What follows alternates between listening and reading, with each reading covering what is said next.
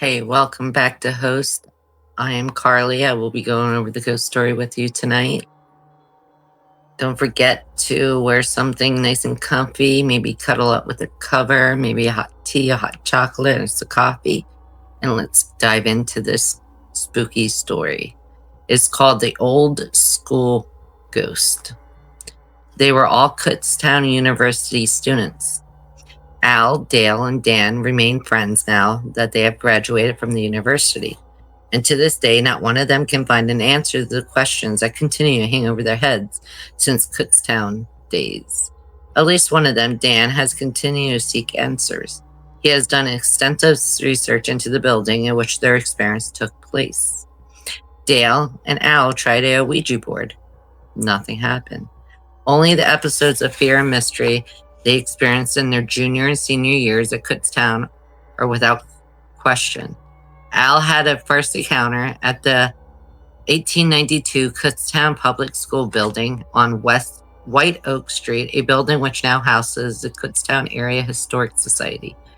I took a walk off campus, Al said, and wound up at the old school building. I sat at the front steps and I immediately started feeling really bad about this place. I don't know why. I'm not psychic or anything. But I said to the friend with me that we should leave, so we walked away down the street. Well, we walked past a church, and at that point, I had a strange feeling. It was like my face was being pulled back. It's difficult to explain. I got nervous and told my buddy all about it. He said he felt something too, but neither of us said much more. A couple of weeks later, he and I decided to address our fears and go back. So we started at the top step and went around the building counterclockwise. We almost made a full circle when I looked up and saw what looked like a lady. There were no actual facial details, but it was more like a Hollywood's stereotypical ghost. I looked at it, turned to my friend, and asked him if he saw it. He said he did, and I said, "Let's get out of here." Al and his friend left in great haste. They returned several times to perform the same little ritual and have had no more sightings, not even strange feelings. The vision in the window was seen in an instant, but Al remembered well the details. She looked to be young, he recalled, with long hair. She was thin and willowy and dressed in white. The young man enlisted the aid of his friends who would have hopefully not scoffed at their stories and help find answers to their questions. Those questions were simple, yet answers were elusive. Did they really see the form of a young woman in the window? What was the strange sensation that swept over Al? What did it all mean? One friend was Kathy, who they said has the gift. Kathy was known to feel the negative forces and the energy of the spirit world. One evening, Kathy accompanied the young men to the old schoolhouse. She walked to within about 10 paces from the window in which the ghostly figure was seen and had to retreat in fear. She said she felt a wall of icy air and had bad feelings about this place. Her body vividly reflected the numbing chill, and she was obviously moved by the experience. She claimed that the spirits of children continued to romp in the internal recess in the yard of the old school.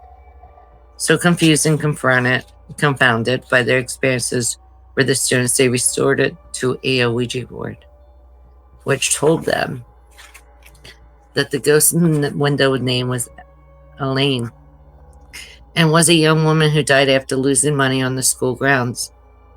The money was used to buy prescription drugs vital to her life. After losing the money at the school and not having the prescription filled on time, she, according to the Ouija board, was doomed to haunt the old school building. The students have mixed emotions about the credibility of the Ouija board, but there is an interesting postscript to this message from the planchette.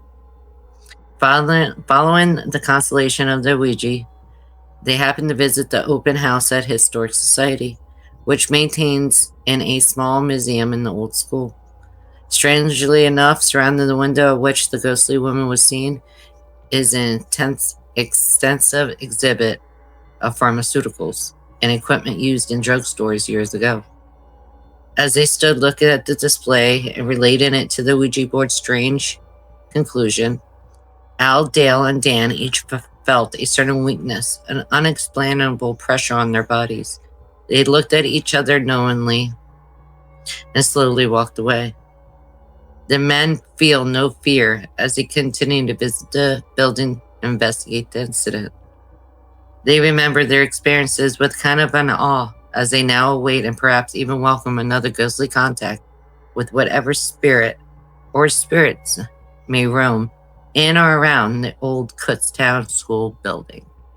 And that was a story from the 1990s in the Berks County ghost story. But remember, stay looking. I would love to say stay haunted, especially this time of the year, but I won't. And remember, stay kind and blessed be.